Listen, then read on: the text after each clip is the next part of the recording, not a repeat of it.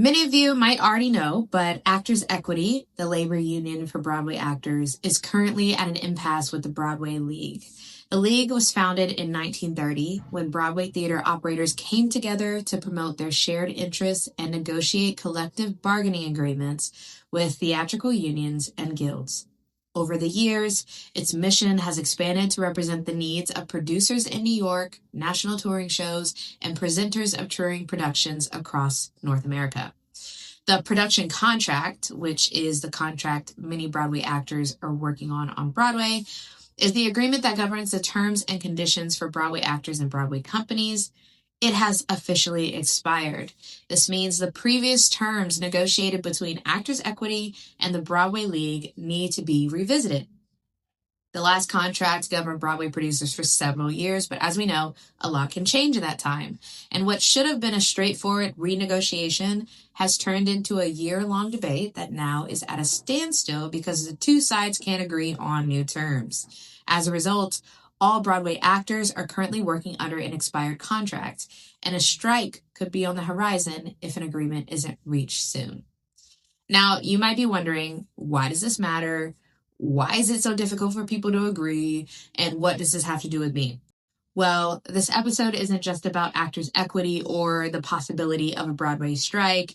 It's about the difficulty of seeing the future and how time and time again, artists across every industry have had to fight for a better one. It's about how breaking free from old patterns and demanding progress might be the very mindset that changes your career and your life. Welcome back to the Suffering for Art podcast, where we explore the highs and the lows of being an everyday creative human. My name is Brianna Kaleen, and I am your host.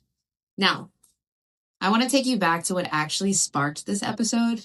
The current show on HBO called The Gilded Age. No, this isn't sponsored. I'm just obsessed.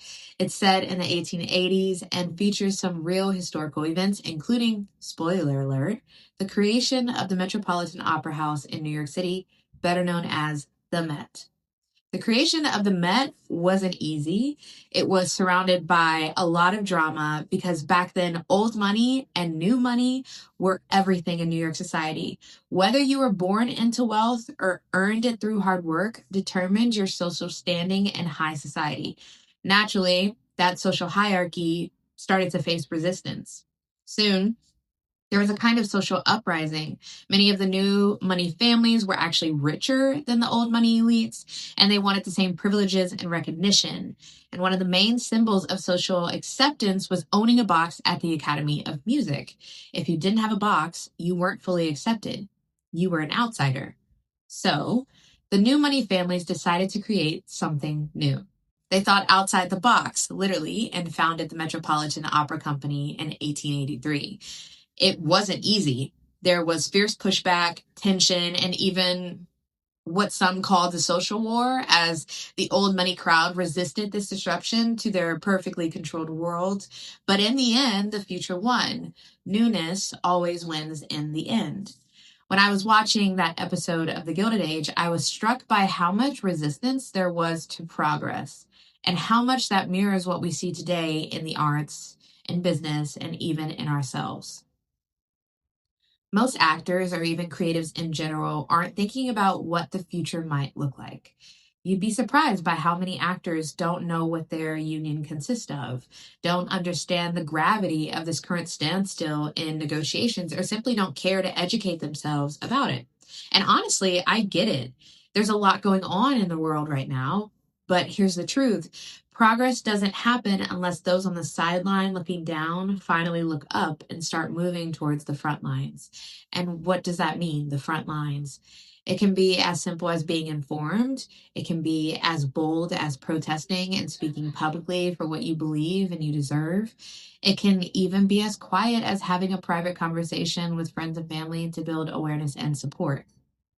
But make no mistake, silence is still a stance.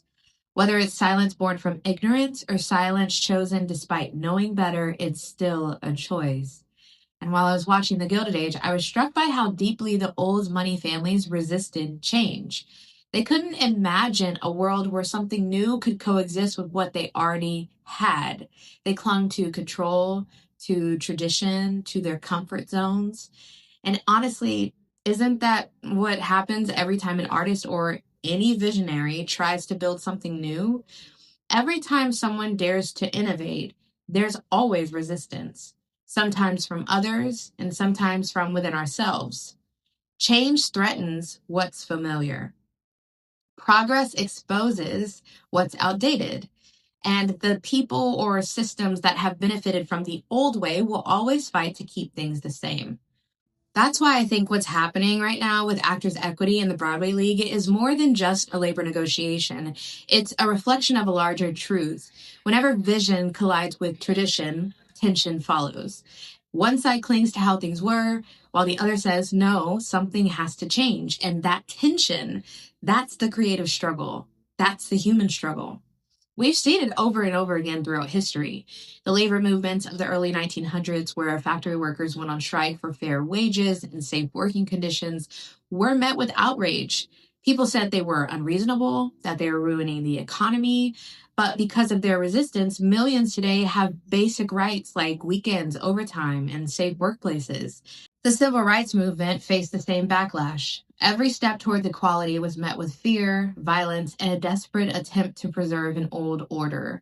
But out of that resistance came a little bit of progress. And even in our lifetime, we saw during COVID, the world was forced to change overnight. How we work, how we connected, how we valued time and health. And while some people adapted, others fought to return to what was normal. But normal wasn't working for everyone, and the cracks in the system became impossible to ignore, and we saw the Black Lives Matter movement spark. Another moment when the world was forced to look at itself. Some people demanded justice and systemic reform, while others clung tightly to denial, to comfort, to control. That's what happens when truth walks into the room. It disrupts everything built on illusion. So whether it's Broadway unions, steel workers in the 1900s, activists in the 1960s, or modern day movements fighting for equality, the story is the same. Every revolution, artistic, social, or spiritual, begins with someone saying, we can't keep doing it this way. We have to think creatively. And that's the heart of what I'm trying to get at. Change happens when someone thinks differently, when someone gets creative. Creatives are the catalyst for change. And when we're too bogged down or too distracted or too exhausted to look up and recognize that change is needed, our society, our standards, and our world remain stuck. And I know what you're thinking. That is a lot of pressure to put on creatives. But creative people have always been on the front lines. My friend Leanna and I were talking about this recently, about a woman named Pearl Primus. She was a dancer and activist during the civil rights era whose art became so powerful that she was placed on the FBI's watch list.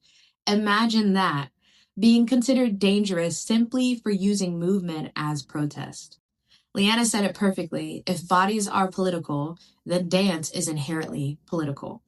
Art has always been revolutionary. It carries messages.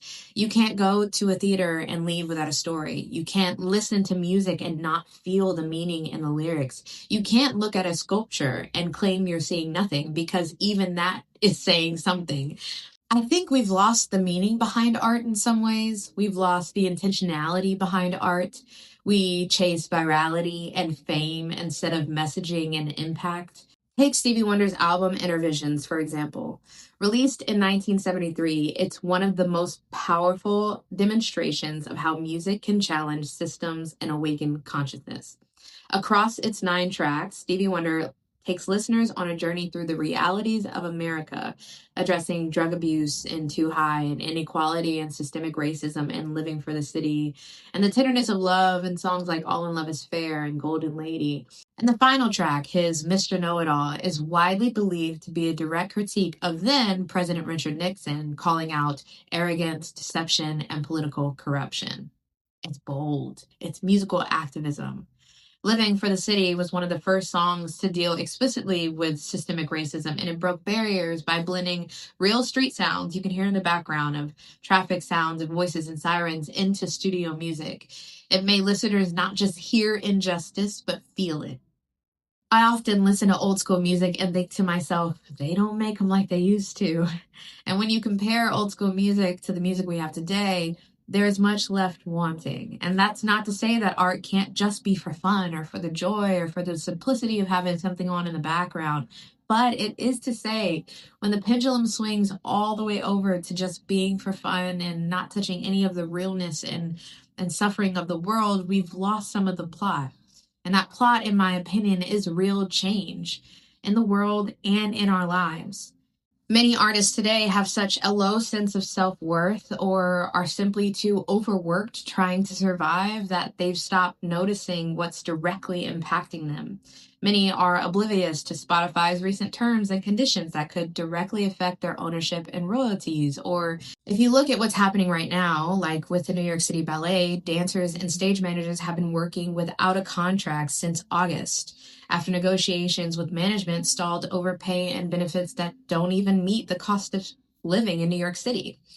Meanwhile, in May 2025, dozens of art organizations across the country had their National Endowment for the Arts grants pulled abruptly mid-cycle, leaving them without the funding they were promised. In that same month, all 10 of the NEA's senior arts directors resigned amid political pressures, and the Trump administration's new federal budget proposal included eliminating the NEA entirely.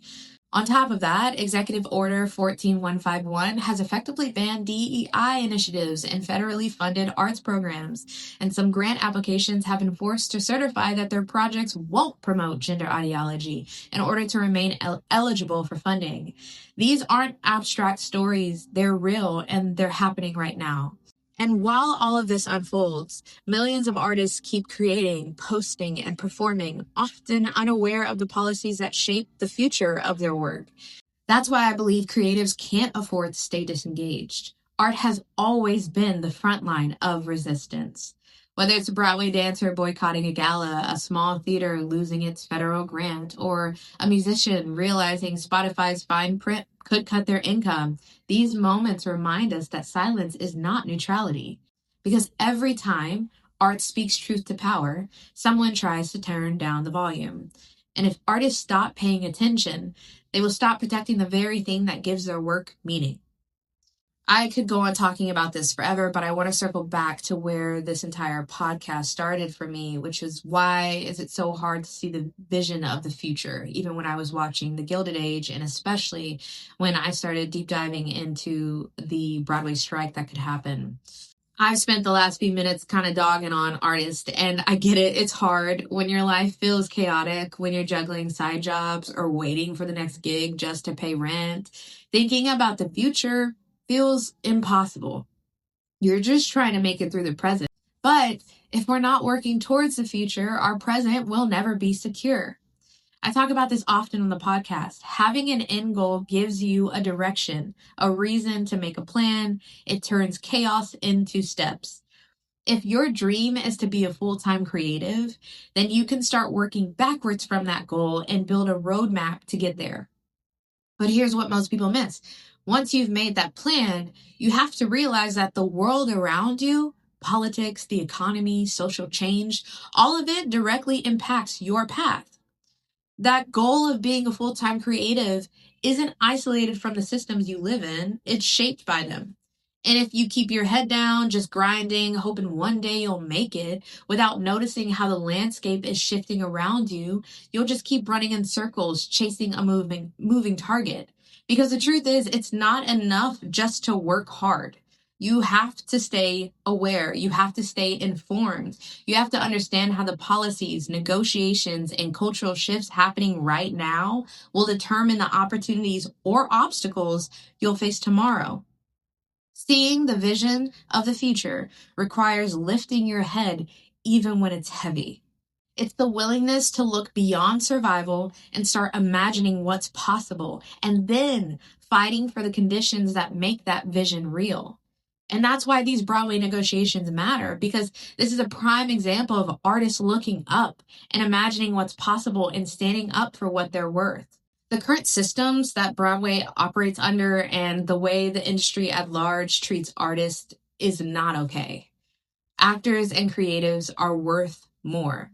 Their time, their training, their mental health, and their humanity are worth more than just a show must go on mentality.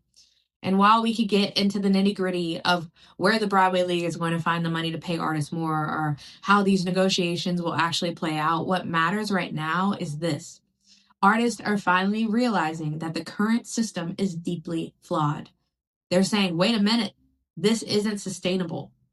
And I think that realization extends far beyond Broadway. The same could go for nearly every corner of the entertainment industry right now: film, music, dance, visual art, digital media. Everywhere you look, there is a reckoning happening. People are waking up to the fact that passion alone shouldn't come at the cost of dignity and fair play or peace of mind. And I hope that this podcast and this episode helps you think that way too. Thank you so much for tuning in to the Suffering for Art podcast. My name is Brianna Kaleen, and if you enjoyed this episode, please like it, please share it. It keeps this podcast going. If you ever have any comments, please comment them. I would love to talk with you, and make sure you follow us on our new social media platforms on TikTok and Instagram at Suffering for Art. As always, I am so happy to grow with you. I am so happy to learn with you, and I will see you on the next episode of Suffering for Art.